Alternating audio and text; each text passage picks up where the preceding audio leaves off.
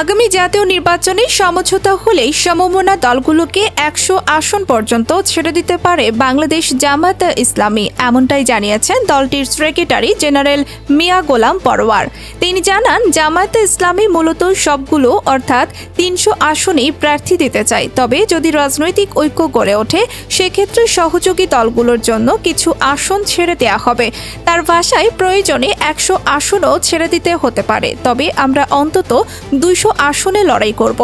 গত ৩ অক্টোবর খুলনায় ইসলামী ছাত্র শিবির আয়োজিত এক অনুষ্ঠানে তিনি আরও বলেন, যেসব আসনে জামায়াতের জয়ের সম্ভাবনা তুলনামূলক কম কিংবা যেসব আসনে দল কখনো নির্বাচন করেনি সেসব আসন ছেড়ে দেওয়া হতে পারে। তবে তিনি শর্ত দিয়ে বলেন, যদি কেউ মনে করেন তার নিজের আসনে জয়ের সম্ভাবনা কম আর অন্য আসনে তিনি বেশি জনপ্রিয়, সেক্ষেত্রে অবশ্যই ভোটার তালিকা স্থানান্তর করতে হবে।